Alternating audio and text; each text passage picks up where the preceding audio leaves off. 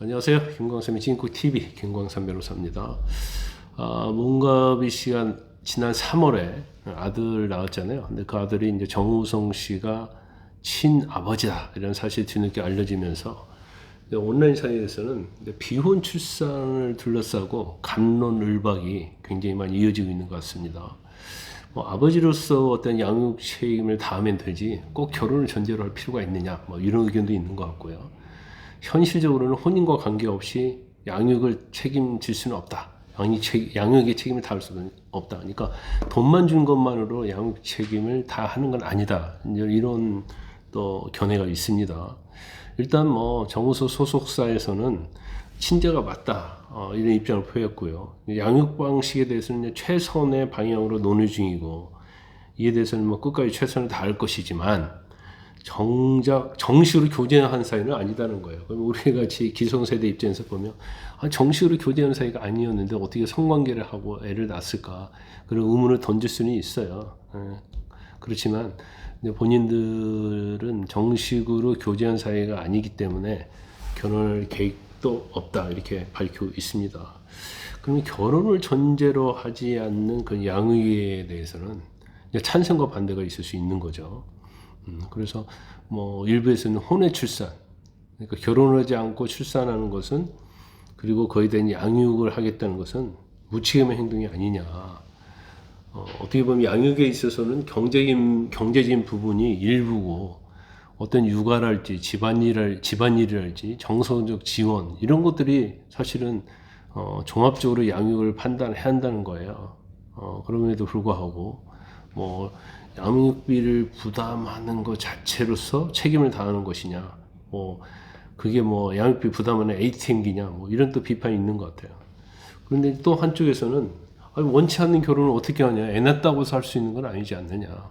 그럼 원치 않는 결혼을 하지 않을 때는 양육계는 책임을 지는 건 당연하고 또 원치 않는 결혼은 이상적인 결혼이 아닌데 오히려 그런 것들이 양육에는 이제 부정적인 영향을 미친다는 거예요. 그래서 법률로 한다 하더라도 그거 자체는 맞지 않다.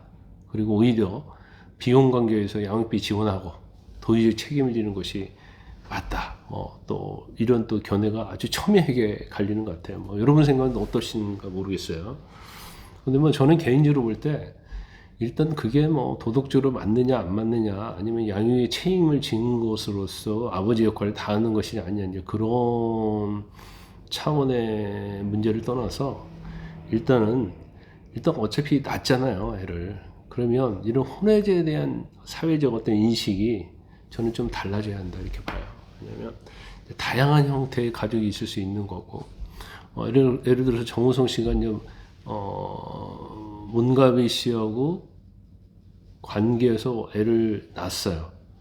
근데 애는 자신의 아들이니까 굉장히 소중하고 당연히 아버지의 책임이 있겠죠. 하지만 도저히 문가비 씨하고는 결혼을 할 마음이 전혀 생기지 않은데도 불구하고 애의 양육을 위해서 결혼할 수는 없는 거거든요. 그래서 이것은 케이스 바이 케이스로서 제가 볼 때는 저는 도덕적 비도덕적을 떠나서 존중을 해야 하지 않나 싶습니다. 그래서 이제 다양한 형태의 가족에 대해서는 좀 논의가 많이 이루어져야 한다 이렇게 보고요. 이제 한국 사회가 사실은 다른 나라에 비해서는 혼외 출산율이 굉장히 낮습니다. 그 OECD 가족 데이터베이스를 보니까요, 2020년도에 OECD 평균 혼외 출산율이 전체 42%에 해당돼요. 그러니까 10명 중에 4.2명이 혼외 출산했다는 거예요. 근데 한국, 일본, 튀르키예 이런 데는 한 5%를 밑돌아요. 이제 그러다 보니까 비교가 안 되는 거죠.